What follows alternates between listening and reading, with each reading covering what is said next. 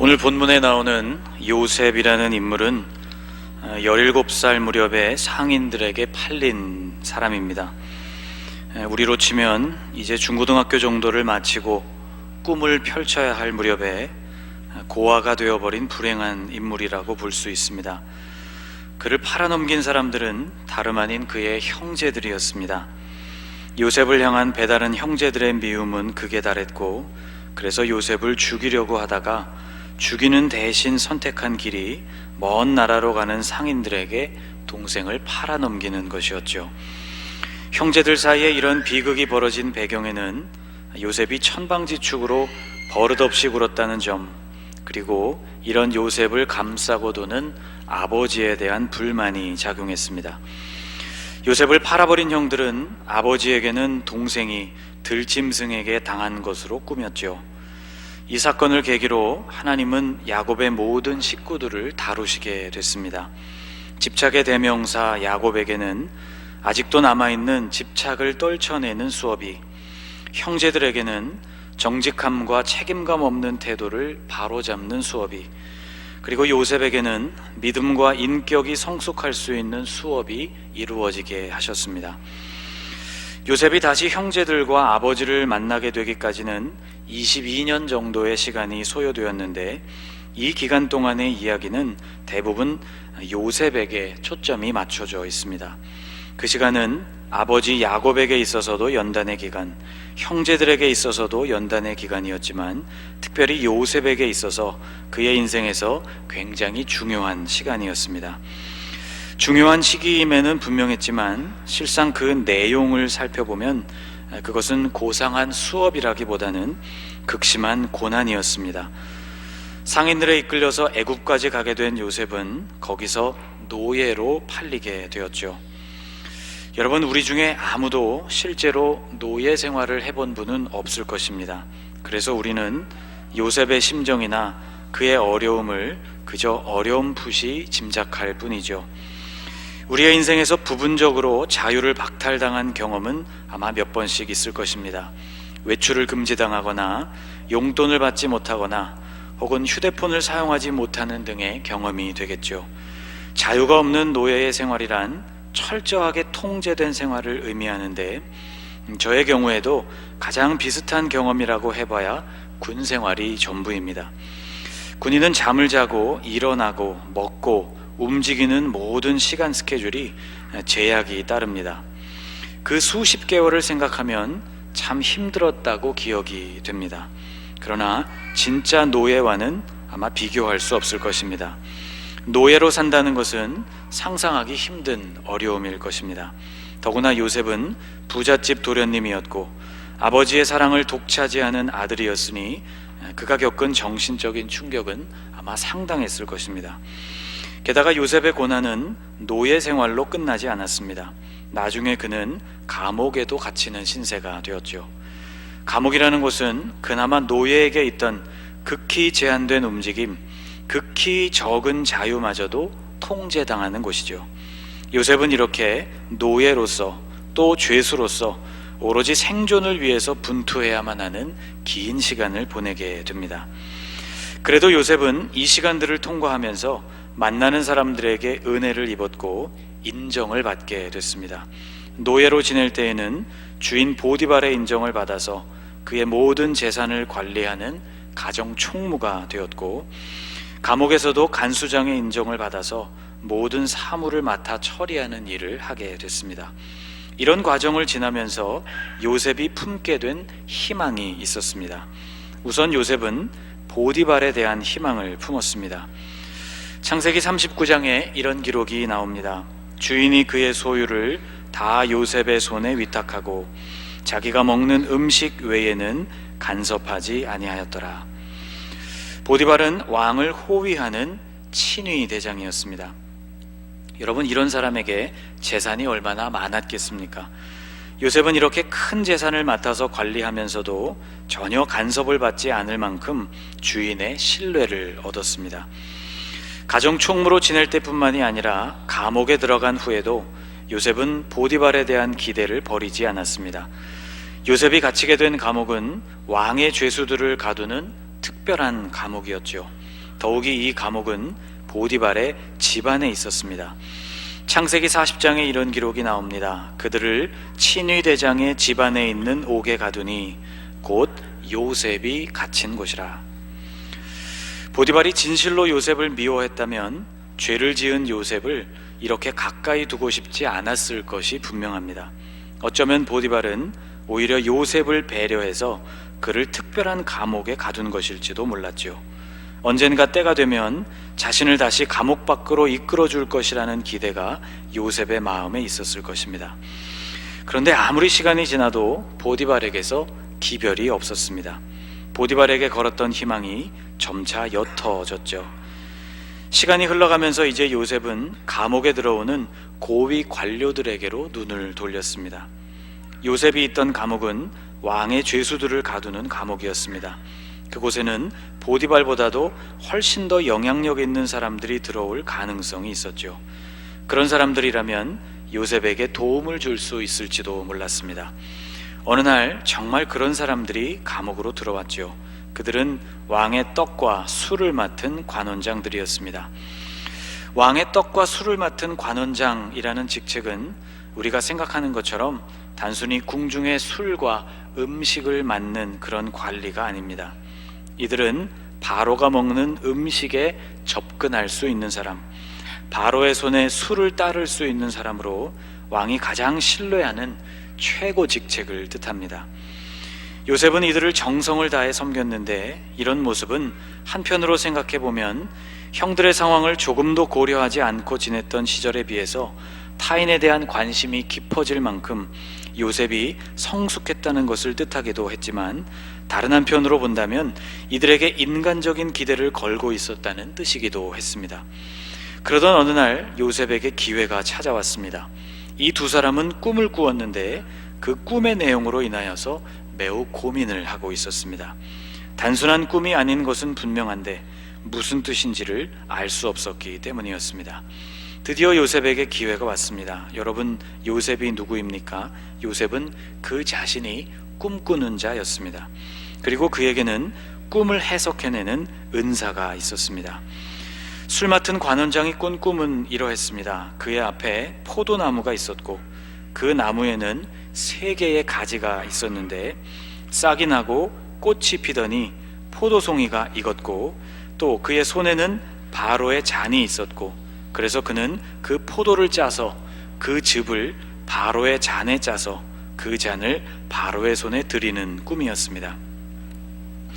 요셉이 이 꿈을 해석했습니다. 포도나무에 난 3개의 가지는 3일을 뜻하고 그 즙을 짜서 바로에게 드렸다는 것은 그가 예전에 하던 일로 복직된다는 것을 뜻했습니다.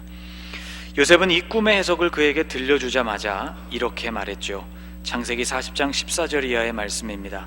당신이 잘 되시거든 나를 생각하고 내게 은혜를 베풀어서 내 사정을 바로에게 아뢰어 이 집에서 나를 건져 주소서. 나는 히브리 땅에서 끌려온 자요 여기서도 옥에 갇힐 일은 행하지 아니하였나이다. 여기서 요셉은 돌려 말하지 않았습니다. 자신이 원하는 바를 가장 정확하게 이야기했고 자신이 결백하다는 사실도 분명하게 이야기했습니다. 3일이 지나서 바로의 생일이었고 꿈의 해석대로 그는 복직이 되어서 바로의 손에 잔을 드리는 자가 되었습니다. 옥을 나가게 될 때 관원장도 기뻤을 것이고 요셉은 더욱 기뻤을 것입니다.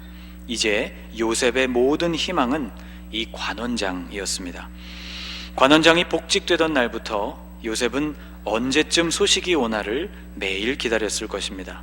그런데 이게 웬일입니까? 아무리 기다려도 기별이 오지를 않았습니다. 곧 풀려날 것이라는 기별이 오는 일은 고사하고 왕에게 요셉의 상황이 보고되었다는 기별조차 없었습니다. 요셉은 애를 태우며 기다렸지만 기별이 오지 않은 이유는 따로 있었죠. 바로 이 관원장이 요셉에 관한 일을 완전히 잊어버렸기 때문입니다. 술 맡은 관원장이 요셉을 기억하지 못하고 그를 잊었더라. 모든 상황이 절망적이었습니다. 기대했던 보디발도 요셉을 외면했고 꿈까지 해석을 해주고 그렇게 간절히 부탁까지 했던 관원장에게서도 소식이 없었습니다. 그러던 중 드디어 큰 기회가 요셉에게 찾아왔습니다. 관원장이 옥에서 나간 지 꼭 2년 만의 일이었습니다. 이 큰 기회는 다름 아닌 바로 왕이 꿈을 꾸게 되면서 생긴 기회였습니다. 그 꿈은 바로 왕의 마음을 대단히 심란하게 만드는 꿈이었고, 더 중요한 것은 해몽을 위해서 소집한 애굽 땅의 점술가와 현인들 모두가 그 꿈의 의미를 해석해내지 못했다는 점이었습니다. 온 궁궐이 발칵 뒤집혔습니다. 상황이 이렇게 되고 나서야 술 맡은 관원장의 기억이 돌아오게 되었죠. 그는 오늘 본문 9절에서 이렇게 말하고 있습니다. 9절을 같이 읽어보겠습니다. 술 맡은 관원장이 바로에게 말하여 이르되 내가 오늘 내 죄를 기억하나이다. 술 맡은 관원장은 요셉과 굳게 약속을 해놓고는 옥에서 나오자마자 그 약속을 잊어버렸던 자신의 죄를 고백했습니다. 그리고 떡 굽는 관원장과 함께 자신이 옥에 갇혀 있을 그때에 자신들의 꿈을 해석한 청년이 있었고, 그의 해석과 같이 모든 일이 풀렸다는 것을 보고했습니다. 왕이 즉시 요셉을 불렀죠. 14절이 이렇게 시작합니다. 이에 바로가 사람을 보내어 요셉을 부르매. 여러분, 어떻게 이렇게 극적일 수가 있을까요? 이제 요셉은 영향력 있는 그 어떤 관리에 의해서가 아니라 직접 왕 앞에 설 수 있는 기회를 얻게 되었습니다. 요셉을 부르라 하는 왕의 명령은 매우 신속하게 시행되었습니다. 14절의 뒷부분은 이렇게 되어 있죠. 이에 바로가 사람을 보내어 요셉을 부르매 그들이 급히 그를 옥에서 내놓은지라. 요셉이 곧 수염을 깎고 그의 옷을 갈아입고 바로에게 들어가니. 왕의 명령이 떨어지기가 무섭게 요셉은 옥에서 나왔습니다. 이 수많은 활동들이 여러분 14절 안에서 신속하게 이루어지고 있는 모습을 보십시오. 왕의 영향력이 얼마나 큰 것인지를 우리에게 보여주고 있습니다. 요셉은 절대로 벗어날 수 없었던 것 같던 감옥 바깥으로 나오게 되었죠. 그리고 왕을 만날 준비가 급하게 이루어졌습니다. 그는 수염을 정리하고 옷을 갈아입고 왕 앞에 서게 되었습니다. 아마 꿈만 같았을 것입니다. 누구도 할 수 없던 일이었습니다. 친위대장 보디발도, 최고의 직책에 있었던 술 맡은 관원장도 해주지 못했던 바로 그 일이 요셉의 눈앞에 현실로 나타난 것입니다. 드디어 요셉에게 기회가 왔습니다. 이제 왕의 꿈을 잘 해석하게 된다면 비참한 노예 신세와 억울한 죄수 생활을 끝낼 수가 있었습니다. 잘만 된다면 왕이 내려주는 보상까지 받을 수 있을지 몰랐습니다. 이제 모든 희망이 요셉 앞에 있는 왕에게로 집중되고 있었습니다. 드디어 왕 앞에 섰을 때 왕이 그에게 이렇게 물었습니다. 바로가 요셉에게 이르되 내가 한 꿈을 꾸었으나 그것을 해석하는 자가 없더니 들은즉 너는 꿈을 들으면 능히 푼다 하더라. 자, 여러분, 이제 요셉이 무엇이라고 왕에게 대답을 해야 할까요? 여러분이라면 이 상황에서 무엇이라고 대답을 하시겠습니까? 운명이 걸린 순간입니다. 모르긴 몰라도 최대한 예를 갖춰서 공손한 모습으로 왕의 심기를 건드리지 않아야만 하겠고, 또 자신이 그 꿈을 해석할 수 있는 유일한 사람임을 증명하고 강조해야 하지 않을까요? 그런데 이 중요한 순간에 요셉이 내놓은 대답을 보면 정말이지 한심하고 답답하기 짝이 없습니다. 요셉의 대답은 이랬습니다. 16절 말씀을 같이 읽어보겠습니다. 요셉이 바로에게 대답하여 이르되 내가 아니라 하나님께서 바로에게 편안한 대답을 하시리이다. 요셉은 왕 앞에서 만세수를 기원하지도 않았습니다. 애굽을 다스리는 위대한 지도자를 만나 뵙게 된 것이 영광이라는 말도 생략했습니다. 자신이 그 꿈을 해석할 수 있는 적임자라는 것도 강조하지 않았습니다. 상황 파악을 못해도 어떻게 이렇게 못할 수 있을까? 그는 눈치가 없어도 너무 없습니다. 노예로 산 세월이 얼마인데, 그리고 그 과정에서 주인들을 대하는 그 태도가 몸에 뱄을 법도 한데, 또 왕의 죄수들을 가두는 1급 감옥에서 그동안 왕과 궁궐에 관한 수많은 지식을 쌓아왔던 그였을 텐데 어찌 이리 오만불손하고 짤막한 대답을 해버린단 말입니까? 여러분, 질문하고 있는 이가 누구입니까? 이제 요셉의 운명을 바꿀 수 있는 유일한 사람이었습니다. 보디발도 관원장도 해줄 수 없었던 그 일을 아주 간단하게 해줄 수 있는 존재였습니다. 요셉 그는 어찌 이리 생각이 짧은가 말입니다. 우리는 요셉의 이 모습을 통해서 바로 앞에 그가 서기 전 그 2년 동안 요셉에게 무슨 일이 일어났는지를 짐작해 볼 수 있습니다. 요셉이 눈치가 없었던 것이 아니죠. 세상 사는 법을 제대로 터득하지 못한 결과도 결코 아니었습니다.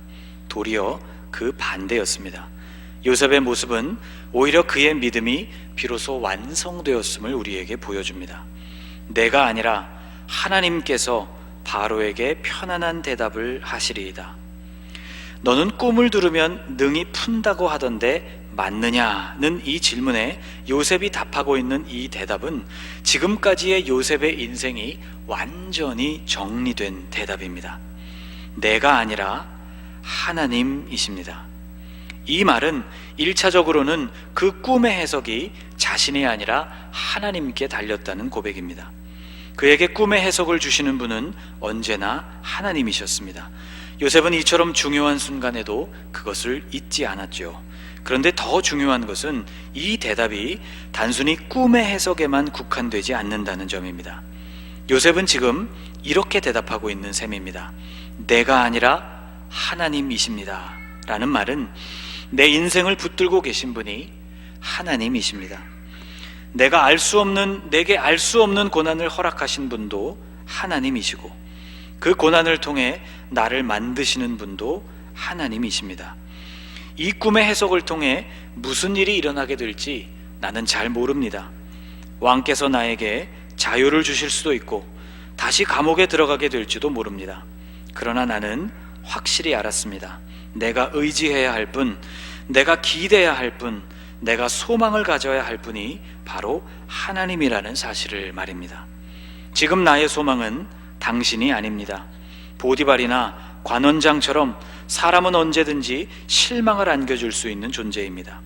왕의 자리에 앉아있는 당신도 마찬가지입니다. 모든 것을 주관하시는 분은 오직 하나님이십니다. 사람을 향하던 요셉의 소망은 산산조각이 났습니다. 대신 그의 안에는 하나님을 향한 온전한 소망이 자리 잡게 됐습니다. 그래서 자신의 억울함을 왕에게 이야기할 수 있는 절호의 기회가 그에게 주어졌지만 요셉은 거기에 매이지 않았습니다. 오히려 요셉은 마음을 완전히 비웠습니다. 왕의 꿈을 해석하고 그에 대한 해결책을 내놓게 된 결과로 요셉은 놀랍게도 총리의 자리에 오르게 됐죠. 어린 시절 그의 꿈이 이루어진 것이었습니다. 그런데 여기서 중요한 것은 그의 꿈이 이루어졌다는 것이 아닙니다. 중요한 것은 그 자신이 어떤 사람으로 변화되었느냐 하는 문제입니다. 우리 하나님의 관심이 바로 여기에 있습니다. 그는 13년 동안 연단을 받았는데 이 연단을 통해서 사람을 기대하는 것이 얼마나 부질없는 일인지를 깨닫게 되었습니다. 요셉은 자신의 삶의 열쇠를 쥐고 계신 분이 위에 계신 하나님이심을 깨닫게 되었습니다. 감옥을 벗어나게 될 그때가 지금 되었는지 안 되었는지, 지금인지 아닌지에 대해서 요셉은 마치 관심조차 없어 보입니다. 당연하죠. 자신이 기대하고 또 초조해야 한다고 해서 하나님이 움직여 주시는 것은 아니라는 사실을 깨달았기 때문입니다. 그는 하나님께서 움직이시는 순간이 요셉 본인 스스로 준비가 되었다고 생각하는 순간이 아니라 하나님께서 때가 되었다고 판단하실 때라는 것을 아주 철저하게 깨닫고 있었습니다. 요셉이 나이 30에 애굽의 총리가 되었다는 이야기를 읽으면서 저도 꿈을 품었던 시절이 있었습니다. 10대 후반 그리고 20대 초반으로 생각이 됩니다. 그때는 제 생각에 나이 30살이 굉장히 많은 나이로 생각이 됐습니다. 내 나이 30에는 어떤 일들이 펼쳐질까 큰 기대도 가져보았습니다. 그런데 29살을 보내던 해에 참 많이 아프고 실망하고 방황을 했습니다. 내년이 30인데 나는 어떤 사람이 되어 있나를 생각해 보니 한심하기도 하고 부끄럽기 짝이 없었기 때문입니다. 왜 그랬는지 이제는 알 것 같습니다. 당시에 저는 그저 나이 30에만 의미를 두었을 뿐 그 이전에 요셉의 삶에서 어떤 변화가 일어났는지에 대해서는 별로 주목하지 않았기 때문입니다. 극심한 고난을 통해 요셉이 무엇을 버려야 했고 어떤 부분들이 훈련되었어야 했는지를 제대로 보지 못했던 것이죠. 여러분, 하나님께서 요셉이라는 사람을 다루시기 위해 준비하신 이 처절하고 눈물나는 연단의 현장을 외면한 채 30의 애굽의 총리가 된 사실에만 우리가 주목한다면 우리 역시 똑같은 오해를 할 수가 있습니다. 오늘 우리의 자녀들이 수료합니다. 부서를 졸업하고 곧 있으면 학교도 졸업하게 됩니다. 그런데 졸업은 끝이 아닙니다. 졸업이 졸업으로서 온전히 의미를 가질 수 있으려면 졸업 전에 이루어져야 하는 의미 있는 과정들이 제대로 맞춰져야 합니다. 오늘 본문은 다르게 표현한다면 요셉의 졸업을 다루고 있습니다.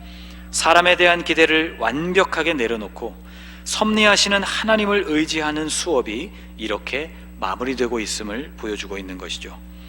그럼 그 후로 요셉의 인생은 어땠을까요? 모든 면에서 졸업이었을까요? 아닙니다. 이후로 또 다른 수업이 요셉의 삶에서 계속됐습니다. 성경을 읽어보면 이후에는 형들을 만나게 되고 그들과의 원한 관계를 풀고 한 맺혔던 마음의 원한을, 그 사람에 대한 마음을 용서해야만 하는 혹독한 수업이 다시 이어지고 있는 것을 보게 됩니다. 오늘 수료하고 졸업하는 우리의 자녀들을 축복합니다. 다만 요셉의 이 이야기를 통해서 또 새로운 수업과 연단이 여러분을 기다리고 있다는 것을 기억했으면 좋겠습니다. 그리고 믿음으로 그 훈련 과정 하나하나를 잘 마치고 견고한 중심을 갖춘 하나님의 사람으로 거듭나실 수 있기를 주님의 이름으로 축복합니다. 오늘 졸업하는 우리의 자녀들과 또 우리 부모님들이 우리에게 이루어져야 하는 하나님의 연단과 그 수업들을 진실로 잘 마무리하고 수료하시게 될 수 있기를 주님의 이름으로 축복합니다. 기도하겠습니다. 하나님, 당신은 우리를 제대로 만들어 가시기 위해서 요셉처럼 지금 우리가 기대하고 있는 사람들로 하여금 완전한 실망을 안겨주기도 하시는 분이십니다.